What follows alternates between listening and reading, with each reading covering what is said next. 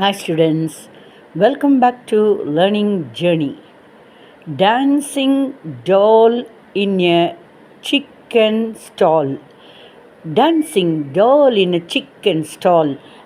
அதாவது ஒரு ஆடிட்டுருக்கிற பொம்மை மாதிரி சிக்கன் ஸ்டாலில் கோழி கோழிக்கறி கடையில் அப்படியே ரெட் கலராக மசாலா தடவி அதுக்கு ரெட் கலருக்கு இன்னும் ரெட் கலர் அட்ராக்ஷன் கொடுக்கறதுக்கு இந்த லைட்டு எஃபெக்ட் கொடுத்து பார்க்குறவங்களுக்கு வாங்கி சாப்பிட தூண்டுற அளவுக்கு அது டான்ஸிங் டால் ஆடிட்டுருக்கிற ஒரு பொம்மை மாதிரி சிக்கன் ஸ்டாலில் கோழிக்கறி கடையில்.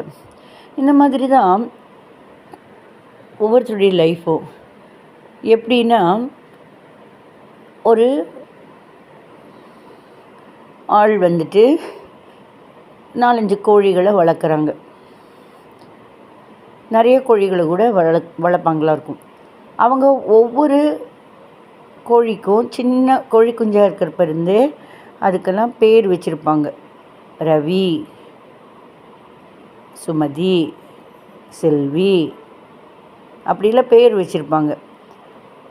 அவங்கக்கிட்ட பல்காக பெரிய பெரிய பிரான்ச்சில் பெரிய பெரிய பிரான்ச்சு கோழி பிரான்ச் வச்சுருக்கிறவங்க, மெயின் கோழிக்கடை, பிரான்ச் கோழிக்கடை, நிறைய இடத்துல பிரான்ச்சஸ் வச்சுருப்பாங்க.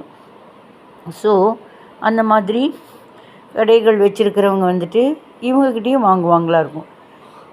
இவங்க வேறு வழி இல்லை, வருமானமும் வேணும், அதனால் சரி. ஆனால் என்ன, அவங்க வீட்டு பிள்ளைங்க பசங்கள்லாம் ஆசாசியாக செல்லமாக வளர்த்திட்ருப்பாங்க. ராஜா, ரவி, செல்வின்னெல்லாம் பேரெல்லாம் வச்சிட்ருப்பாங்க. ஆனால் அவங்க ராஜா, ரவி, செல்வி இந்த மாதிரிலாம் அவங்க செல்லமாக வளர்த்தி பேரெல்லாம் வச்சு வளர்த்தின அந்த கோழிகள் ஒட்டு மொத்தமாக வாங்குறவங்கக்கிட்ட விற்பாங்க. இந்த பொண்ணு பசங்களோட அம்மா அப்பா விற்பாங்க காசுக்காக. அப்போ அவங்களுக்கு தெரியாது எந்த கடையில் ராஜா, செல்வி, ரவி இதெல்லாம் இருக்குதுன்னு தெரியாது இல்லையா. அந்த கோழிகளுக்கும் தெரியாது. ஒவ்வொரு நாளும் அந்த ஒவ்வொரு கோழியும் நினச்சிருக்கலாம், ஒரு பேச்சுக்கு சொல்கிறேன், ஒவ்வொரு நாளும் ஒவ்வொரு கோழியும் தன்னுடைய ஒவ்வொரு நாளும் வளர்ச்சி தான் ஒரு நாள் உலகத்துக்கு யார் அப்படின்னு நம்ம அறிமுகப்படுத்தும் நாள் வரும் அப்படின்னு காத்துட்ருக்கிறப்ப,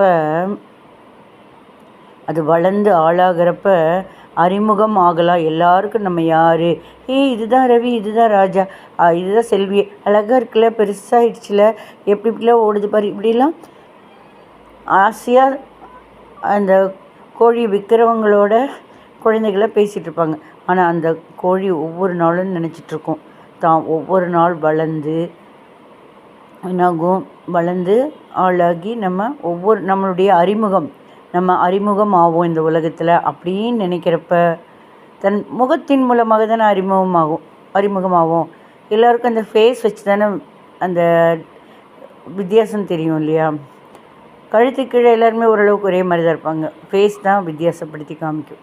சரின்னு அப்போ அந்த டைம் நாம் அறிமுகமாவோன்னு அந்த கோழி ஒவ்வொரு நாளும் வளர்கிறப்பவும் ஒரு நாள் அறிமுகமாவோன்னு நினைக்கிறப்ப அதனுடைய அறிமுகமான அந்த ஃபேஸை கட்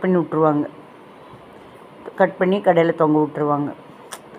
சில பேரோட லைஃப் இப்படி தான்.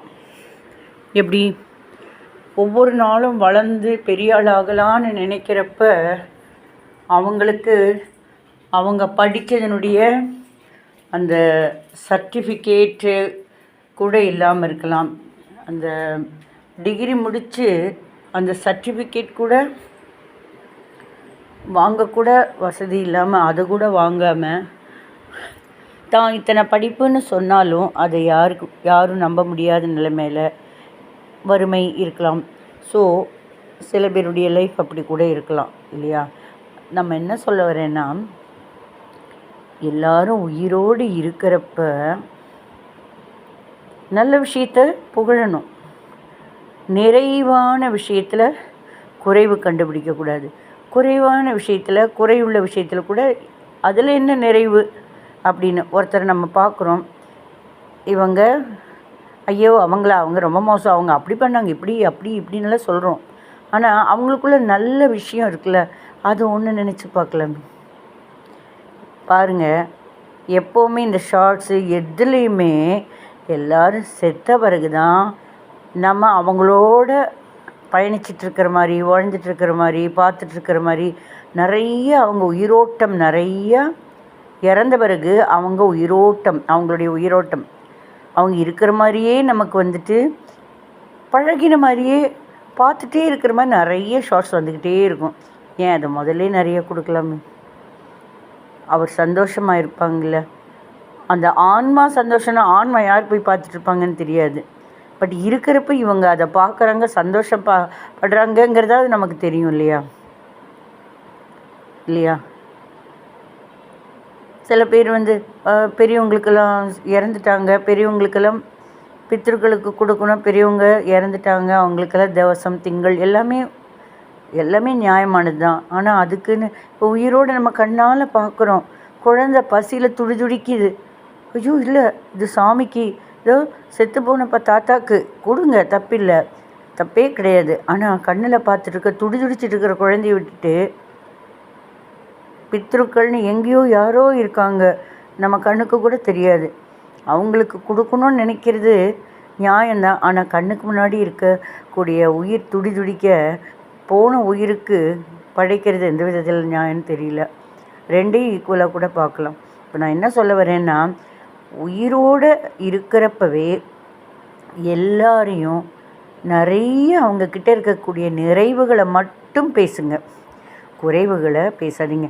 நிறைவுகளை மட்டும் பேசினா அடடடா நம்மளை எவ்வளோ நிறைவாக நல்ல விஷயமாக நம்மளை பற்றி சொல்கிறாங்க, நம்மக்கிட்ட இருக்கக்கூடிய 2-3 கெட்ட விஷயங்களை சரிப்படுத்திக்கணும் அப்படின்னு சொல்லி நினைப்பாங்க இல்லையா? பிடிச்சிருந்ததுன்னா லைக் பண்ணி சப்போர்ட் பண்ணுங்கள். தேங்க்யூ.